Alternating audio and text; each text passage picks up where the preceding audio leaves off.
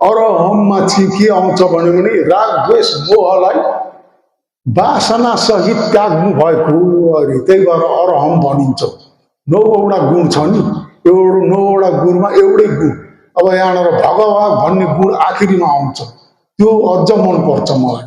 तर राखिदिनु भनेर बताउन चाहिँ यो सजिलो छ नि। अरहम राग द्वेष मोह रूपी शत्रुलाई खत्म गरिदिएको, मारिदिएको हुनाले अरहन्त भनेको अरिहन्त अरे, अरि भनेको दुश्मन, दुश्मनलाई हन्त मारिदिएको। त्यसो भने पाडाती पात भयो त अरूलाई मारेको हो र?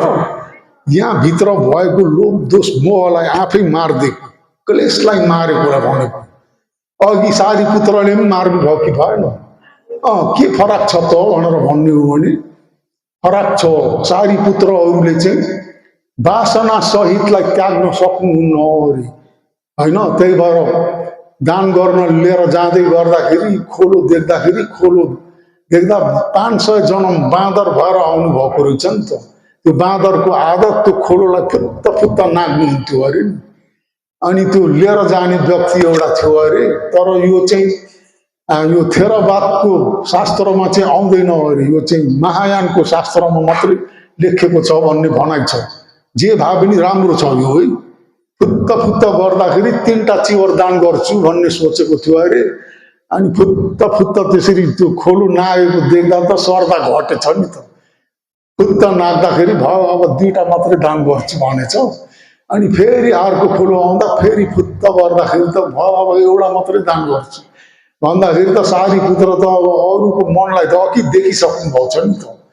अनि अर्को खोलो आउँदा चाहिँ नाग्नु भएन छ, तलैबाट झरेर राम्रै इन्द्रिय सम्हालेर जानुभएछ। अनि तपाईँ अघिका खोलाहरू चाहिँ नागेर जानुभयो, अहिले केलाई नाग्नु भएन त भन्दाखेरि अब पनि नाग्यो भने त अर्को चिवर पनि हराउँछ, अब मिल्दैन भनेर भन्दा त मेरो मनको कुरा जान्नु भयो रहेछ भन्थे अरे नि त, होइन? काया कर्म राम्रो हो। भगवान बुद्ध कहिले त्यसरी भगवानको हिँडाइ कहिले पनि त्यस्तो उताउलोपन हुन्न अरे नि त। काया कर्म वचन कर्म पनि नराम्रो, कसैलाई केही भन्नुहुन्न भगवान बुद्धले, होइन?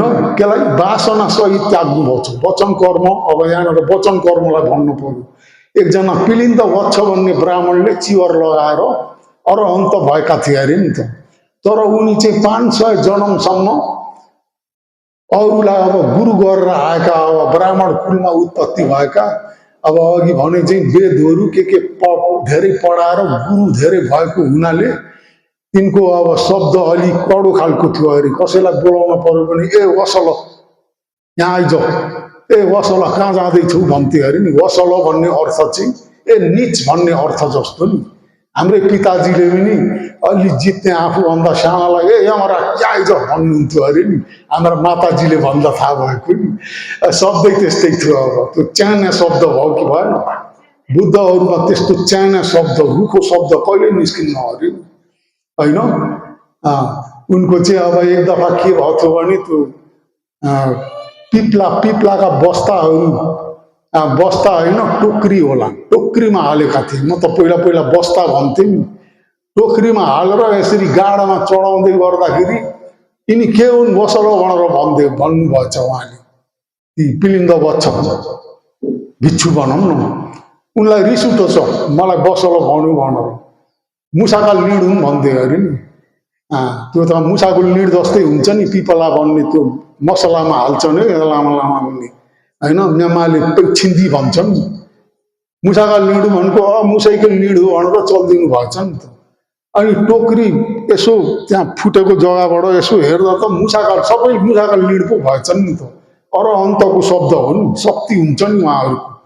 ला सबै मुसाका लिड भयो, यो त बर्बाद भयो भन्दा एउटा के भयो भनेर एउटा आएछ साथी।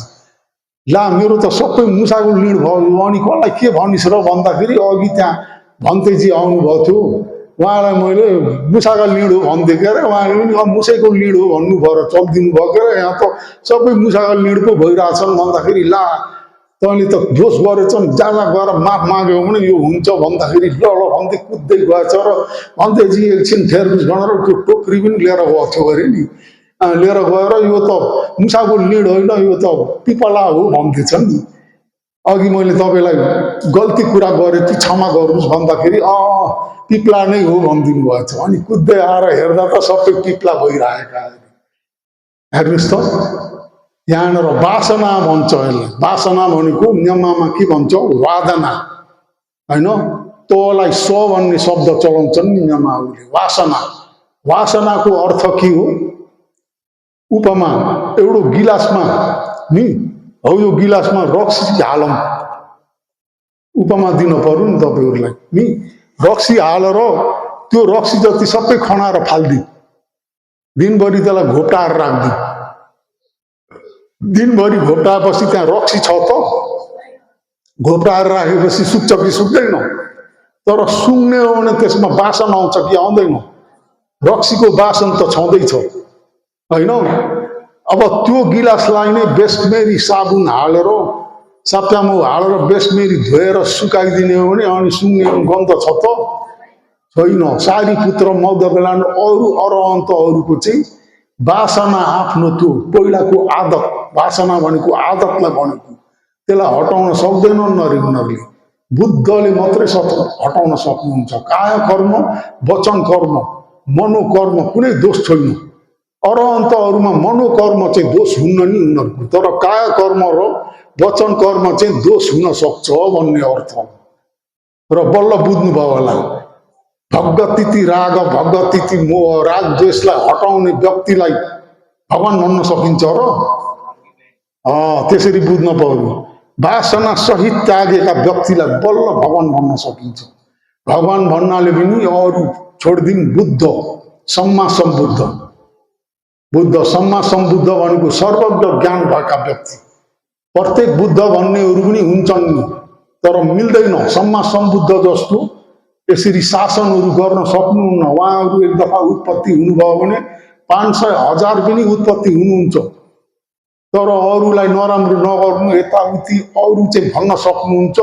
अनित्य र दुःखलाई बताउन सक्नुहुन्छ, अनात्मालाई बताउन सक्नुहुन्न अरे। सम्मा सम्बुद्ध उत्पत्ति हुनुभयो भने बल्ल अनात्मालाई बताउन सक्नुहुन्छ। त्यस्तो फरक छ। त्यही भएर बुद्ध दुई प्रकारका छन्। एक किसिमले भन्ने हो भने सारीपुत्र मौदगलानहरूलाई पनि श्रावक बुद्ध भन्न सकिन्छ। बुद्ध भनेको के हो? 4 आर्य सत्य जसले जानु ऊ बुद्ध हो होइन। सारीपुत्र मौदगलानहरू पनि बुद्ध, श्रावक बुद्ध, चेला बुद्ध। अरूसँगबाट ज्ञान सुन्न पर्छ। प्रत्येक बुद्धहरूलाई चाहिँ अरूसँगबाट ज्ञान सुन्न पर्दैन, गुरु चाहिन्न। प्रत्येक बुद्ध, सम्मा सम्बुद्धलाई पनि गुरु चाहिन्न, तर प्रत्येक बुद्धमा सर्वज्ञ ज्ञान हुँदैन।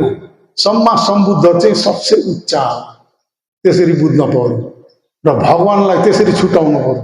प्रत्येक बुद्धलाई पनि भगवान भन्न सकिन्छ कि सकिन्न? सकिन्छ, तर साना भगवान अरे यमामा तयङ्गे भनेर त्यसरी भन्छ।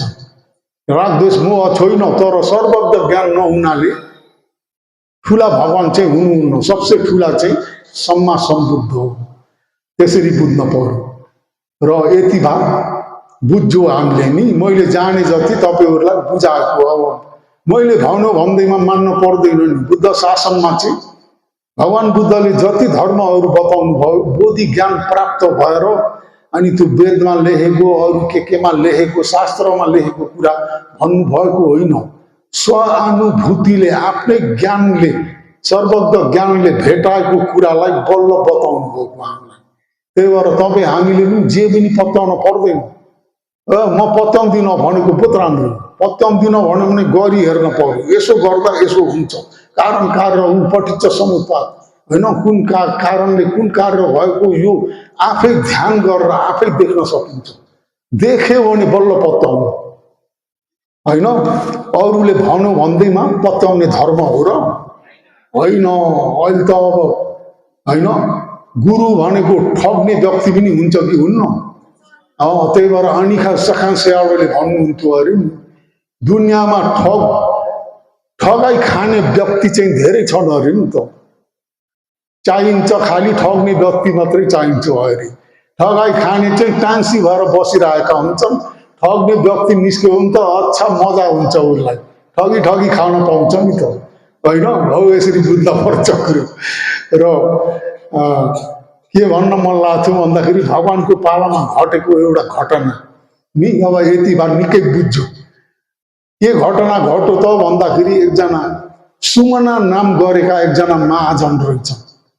तिनका एउटा दास भनौँ न, दास दास भनेको मान्छे बिक्रीसम्म हुन्थे उतिखेर नि। चों भन्छ नि नाम, पूर्ण नाम गरेका, पूर्ण 89 जना पुरा भएर 100 जना पुरा उनका दास पुरा हुँदा जन्मेको हुनाले उनलाई नाम पूर्ण राखिदिएको अरे नि त। पूर्ण नामै पूर्ण होइन। हिजो आज पनि पूर्ण बहादुर भन्ने नामहरू हुन्छ कि हुन्न? पुण्य, पालीमा चाहिँ पुण्य अरे पूर्ण। तिनलाई चाहिँ धेरै एकदम सिधा थिए र राम्रो महाजनको काम गर्थे अरे र लो तिमीलाई मैले दासत्वबाट मुक्त गरिदिएँ अब नि 100वटा पनि पुरा भयो मेरा दास, अब चाहिएन धेरै, सिधा पनि छ धेरै, लो तिमीलाई गरेर खानु भनेर आफ्नो ठुलो जमिनमा एउटा जमिनको टुक्रा दिएर राखेका थिए अरे नि त। अनि एक दिन चाहिँ के भयो त भन्दाखेरि सारी पुत्र निरोध समापत्ति ध्यानमा 7 दिन बस्नु भएछ। टक्क यो निरोध समापत्ति चाहिँ हर व्यक्ति बस्न सक्दैनन्, अनागामी र अरहन्तहरू मात्रै बस्न सक्नु र तर सबै अनागामी सबै अरहन्त चाहिँ बस्न सक्दैनन्। हो यो बुझ्न पर्छ। कस्ता बस्न सक्छ त भन्दाखेरि अष्ट समापत्ति लाभ भएका व्यक्ति बल्ल 8वटा ध्यान सबै पार गरेको हुनुपर्छ। उता मार्ग ज्ञान फल ज्ञान पनि अलग मिलेको हुनुपर्छ। हो त्यस्ता व्यक्तिले चाहिँ 7 दिन अटल भएर मूर्ति जस्तो भएर ध्यानबाट उठ्ने बित्तिकै आज मैले कसलाई उद्धार गरौँ नि गरिबकामा जान्छन् अरे नि। केलाई भने गरिबले दान, त्यस्ता व्यक्तिलाई दान गर्न पायो भने तत्क्षण फल दिन्छ अरे, तत्क्षण फल दिन्छ। त्यही भएर यहाँनिर कर्म र कर्मको फललाई बुझ्न गाह्रो छ कोही कोही जग्गामा। तपाईँ हामीले गरेको साधारण यस्तो कुशल कर्म दान चाहिँ अब आजै पनि मिल्न सक्छ, 7 दिनभित्र पनि मिल्न सक्छ, मिलेन भने 7 वर्षभित्र पनि मिल्न सक्छ, 7 वर्षभित्रमा मिलेन भने अर्को जन्ममा पनि मिल्न सक्छ नि। अर्को जन्ममा मिलेन भने निर्माण नमिल्नुन्जेलीसम्म त्यो फललाई मिल्न सक्छ। कुशल कर्मलाई भनेको नि, अकुशल कर्म पनि त्यस्तै हो। र यहाँनिर निरोध समापत्ति ध्यानबाट उठेर आएका व्यक्तिलाई गरेको चाहिँ चाँडै नै फल दिँदो रहेछ। त्यसरी बुझ्न पर्छ। र सारी पुत्र उठेर आज पूर्णकामा जानु पर्यो, सारी सिधा पनि छन् यिनी, यिनलाई राम्रो यसको दानको फल मिलोस् भनेर अब घर अलग्गै छ, उनी अब जोत्दै गरेको ठाउँ अलग्गै छ, भात पनि पाकेको छैन। पहिला गएर उनलाई श्रद्धा जगाउन पर्यो। बुढी चाहिँले जब भात लिएर आउँदै गर्दा बाटामा गएर भेट हुन्छु बल्ल दान गर्छिन्, यिनको पनि श्रद्धा छ भनेर पहिला जोत्दै गरेका होइन माटाका चप्परहरू यसरी पल्टाउँदै थिए अरे नि। अनि जाँदाखेरि सारी पुत्र भन्थे आउनु भएछ भनेर हात जोडेर बस्नुहोस् भनेर के दान गर्ने, अब छैन केही पनि। पानीहरू ल्याएर शुद्ध एकदम छानेको पानी टक्क ल्याएर दान गरेछन्, खाइदिनु भयो उहाँले। ढोकढाक गरेर एकछिन कुरा गरेर अनि यति भए काम पास भयो, यति भए यिनी प्रसन्न भयो, अब बुढीसँग भेट गर्न पर्यो भनेर बाटोमा जाँदा जाँदै अब उता बुढीले भात पकाएर लिएर आउँदै गर्दा सारी पुत्रलाई भेट हुन्छ। मनमा कस्तो भयो अरे भने हामी अब होइन दान नगर्नाले हामी यस्तो गरिब भएर अर्काको काम गरेर खाने भइयो नि। कहिलेकाहीँ दान गर्छु भन्ने मन हुँदा पनि दान गर्ने वस्तु हुँदैन। आज चाहिँ यी पतिलाई ल्याएको भातको यो खाजा छँदैछ होइन, केमा ल्याएकी थिइन् अब उतिखेरको जमानामा, अहिले जस्तो झाइहरू त थिएन होला, के थियो अब नि। र हालेर ओहो अब दान गर्ने वस्तु पनि रेडी छ। सारी पुत्र जस्ता व्यक्तिसँग भेट भएको भयो, जे होस् मैले दान गर्छु। म पति भोकाउन त भोकायो भन्ने थाहा छ नि आफूलाई होइन, ला दान गर्नै पर्यो भनेर खनाउँदाखेरि सारी पुत्रले आदि खनाउने बित्तिकै हातले यसरी ढाक्नु भयो। त्यसलाई भने अब सबै मैले लिएर भएन, उहाँ उता चाहिन्छ भनेर हातले ढाक्दाखेरि होइन त्यसो नगर्नुहोस्, यो त एकजनाको मात्रै छ, हामीलाई यो जन्मको लागि मात्रै सङ्ग्रह नगर्नुहोस्, हामीलाई जन्म जन्म हामीलाई सुख होस् त्यसरी सङ्ग्रह गर्नुहोस्। सङ्ग्रह भनेको छिम्याउ पा भनेको त्यसरी भन्दाखेरि अनि खोलिदिनु भयो होइन। कति श्रद्धाले दान गरिन् हेर्नुहोस् त। अनि सबै अब पतिलाई दान ल्याएको अब सबै दान गरेपछि त के गर्नु पर्यो? रित्तो हात लिएर पतिसँग जाने हो भने त उस्तै परे गाली खाइन्छ हो कि होइन?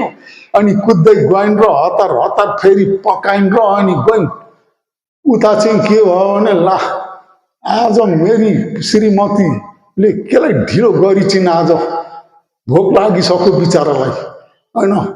घाँटी पनि लामो भयो, बाटो हेर्दा हेर्दै बसेर ठेरेका छन्, भोक लाग्यो। अब ढिलो भयो नि गएर फेरि पकाउँदा। अनि आइन् परैबाट, अब पतिले देखे आइन् आइन्, अब बल्ल आइन्, केलाई देरी गरिचिन् भन्दा उनी पनि निकै बाठी रहेछन्। परैबाट स्वामी नरिसाउनुहोस् ल, आज मैले सारी पुत्र भन्तेलाई तपाईँलाई ल्याएको भात आज सबै दान गरिदिएँ, त्यही भएर ढिलो भएको, नरिसाउनुहोस्। हेर्नुहोस् त, दान गरेर रिसायो भने के हुन्छ? रिसाएको चाहिँ अकुशल होइन, अकुशल मिसिन्छ नि त, अकुशल मिसिन्छ। त्यही भएर उनले चाहिँ भनिहालिन्। अब बुढा पनि ज्ञानी थिए नि त होइन, भन्ने बित्तिकै बुझिहाले, झन् खुसी भयो उनी। खुसी भयो अनि के गर्छन् भन्दाखेरि खान्छन् उनीहरू दुईजना भएर। खायो, अब थाकेको मौकामा पल्टे दुवैजना एकछिन नि, एकछिन पल्टिँदा निधायो। निधाउने बित्तिकै के भयो थाहा छ? दानको प्रभावले सारी पुत्र जस्ता ज्ञानमा एत दर्ग मिलेका व्यक्ति, अग्रपथ मिलेका व्यक्ति, भगवानका चेला सबसे ठुला, त्यस्तालाई श्रद्धाले दान गरेको हुनाले त्यो अघि पल्टाएका माटाका चप्परहरू त सबै के भएछन्? सुनै सुन भएछन् सबै होइन। जब उनीहरू निन्द्रा अब पुरा भयो, अब हलो जोत्न पर्यो भनेर उठेर हेर्दाखेरि त सबै पहेँलै छ अरे बारी त आफ्नो। ए बाबा के भएछ भनेर गएर हेर्दा त सबै सुनै सुन भएछ। तपाईँ हामी भए के गर्थ्यौँ होला? बोरा ल्याउँदै भट्टाभट हालेर घर लुकाउन पर्यो त त्यसो गर्थ्यौँ होला होइन। तर उनले त्यसो गरे त गरेनन् नि। सोझा व्यक्ति थिए उतिखेर। म्यामामा कति राम्रो शब्द छ, येमे असे अरे, येमे असे। यो पानी यो जमिन सबै कसको हो? राजाको। उतिखेर राजा थिए, धर्मात्मा राजा थिए नि उतिखेर, हो कि होइन? यो त राजाको, हाम्रो होइन, यो हामीले लिएर हुन्न भनेर गएर राजालाई लो मेरो बारीमा त सबै सुना सुनै सुना भएको छ, आएर लिनुहोस्, यो हजुरकै हो यो सबै भन्दाखेरि ए हो र कति छ? 80 गाडा अरे। ल गएर ती कारिन्दारहरू अब त्यहाँ नि राजपुरुषहरूलाई जाओ गएर सबै गाडामा लदाएर ल्याओ भन्दाखेरि 80 गाडा त्यो लदाउँदाखेरि हो हाम्रा राजाको होइन नसिब, हाम्रो राजाको कर्म त कति राम्रो भन्दाखेरि त ती सबै माटो भयो अरे। फेरि उनीहरूले राजाको भने नि त, ला बर्बाद भयो। अब राजाले त सबै सुना 80 त्यो लिएर आउनु भनेका छन्, फेरि माटो भयो। राजालाई गएर भन्न परेन, बिन्ती चढाउनु पर्यो। राजालाई गएर भनेछन् सबै माटो भयो अघिका सुना, त के गर्ने भन्दाखेरि तिमीहरूले के भनौ भनेर राजाले सोधेछन्। हाम्रो राजाको कति राम्रो कर्म भयो भनेर भनेको त सबै माटो भयो अरे। अनि राजाले है फेरि तिमीहरूले गल्ती गरेछौ, यो सबै पूर्णको कर्म हो भनेर भन त भनेर लगाउन त सबै फेरि सुनाको भयो अरे। अनि 80 गाडा जति सबै लगाएर ल्याएर राजमहलको अगाडि ल्याएर थुप्रो पारिदियो त्यो 80। अनि सबै जनताहरू जम्मा भएर सोध्थे अरे नि राजाले, यो देशमा यत्रो 80 गाडा जति सुना कसको छ र भनेर सोद्धा कसको पनि छैन। यो कसको हो भन्दा पूर्णको हो। त्यसो भने यिनलाई आजबाट राज पदवी, महाजनको पदवी दिए अरे नि यतिखेर। महाजनहरूलाई कस्तो पदवी मिल्थ्यो अरे भने, महाजन हिँड्यो भने सेतो छाता यसरी ओढाएर हिँड्न मिल्थ्यो अरे नि, नभए अरूलाई सेतो छाडा ओढाएर मिल्दैन। त्यो राजाको पदवी त ठे भयो नि। हिजो आज पनि मनिष हटा ढरा के भए मिल्छ कि मिल्दैन होइन। म त्यहाँ स्वेजेडीमा ध्यान बस्दा एकजना त्यो भए मिलेको व्यक्ति रहेछ, त्यो भए मिलेको। अनि कति दान गरेछ भनेर सोधेको त कहाँ उतिखेर 1 लाख किमत थियो यो लाटरीको। 300 लाख दान गर्यो भने बल्ल मिल्छ यो भए भन्थ्यो होइन। त्यसो भने अहिले त अब सबसे ठुलो लाटरी कति 15,000 लाख होला होइन 15,000 लाख 300 दफा दान गर्नु पर्यो अहिलेको हिसाबले त बल्ल त्यो मणि झटा डरा भए मिल्दो रहेछ तर भगवानको पालामा चाहिँ पूर्णले पाए कि पाएन आए अनि पूर्णले पाएपछि अनि राजा भयो भने त अनि खेत जोत्न पर्यो र अनि मान्छे लगाए मजम राजा भए भरे तिनको छोरी जन्म्यो एउटा भरे भगवानसँग अब देशना सुन्दा सुन्दै ती दुइटै पूर्ण र पूर्णकी बुढी उनकी छोरी पनि तिनैजना सबै श्रोतापन ज्ञान प्राप्त भयो अरे तिनीहरूको अनि अब छोरी पनि ठुली भइन् उता के भयो भने ती सुमना महाजनले अब यिनकी छोरी बहुत राम्री छिन् मेरो छोरालाई माग्न पर्यो भनेर छोरा पो मागेछन् छोरा माग्दाखेरि अब उनले बुझे नि अब उन त श्रोतापन भइसकेका व्यक्ति हुन् नि अब मेरी छोरी आएर मागेका छन् अब बुद्धलाई त उनले त मान्दैनन् फेरि भगवानको पालामा पनि त्यस्तो थियो कि थिएन श्रावस्तीमा 7 करोड जनता थियो अरे नि 5 करोड अरिया थिए अरे सबै ज्ञान प्राप्त भएका 1 करोड चाहिँ त्रिशरण गमन थिए अरे 1 करोड चाहिँ शासन पाइरहेका बुद्धलाई मान्दैनथे त्यसलाई पनि थिए भगवानको पालामा त हिजो आज नमान्नेलाई त हामीले दोष दिएर हुन्छ र स्वयं बुद्ध हुँदा हुँदै पनि त्यस्ता व्यक्ति थिए म त दिन्न यस्तालाई दियो भने मेरो छोरीले दुःख पाउँछ दिन्न भन्दाखेरि अनि एउटा मनले फेरि यिनले दिएको जमिनको टुक्रोबाट जो म भएर आएको नदिनु कसरी नदिनु के गर्ने होला भएन भगवानलाई गएर सोध्नु पर्यो सजिलो छ कि छैन भगवान यसरी यसरी आएर उ गर्छन् नि त मिठा दृष्टि हुन् कसो गर्ने मैले छोरी दिएर होला भगवानले अघि ज्ञानले देखिसक्नु भयो उत्तराले सब ठिक पार्छ नभयो यिनलाई बिहा गर्न दिएकै ठिक छ भनेर दिइहाल्नु भनिदिनु भयो अरे तर यहाँनिर के बुझ्न पर्छ भने त्यस्तो छोरी लिनदिन काममा हामी घुसेर हुन्न नि हाम्रो त विनय छ आफ्नै माता पिता झगडा भएर अलग भएका छन् भने पनि गएर मिलाइदिन हुन्न अहिले हाम्रो नियम त्यस्तो छ केलाई होइन लोकको अब समुति हिसाबले भन्ने त माता पितालाई बिलाएको त के दोष छ भनेर हुन्न नि यहाँनिर राग उत्पत्ति हुन सक्छ राग द्वेष मोहलाई त्यति शासनमा हामीले हटाउन कोसिस गराउन पर्छ सक्नुपर्छ त्यही भएर माता पितालाई पनि मिलाइदिन हुन्न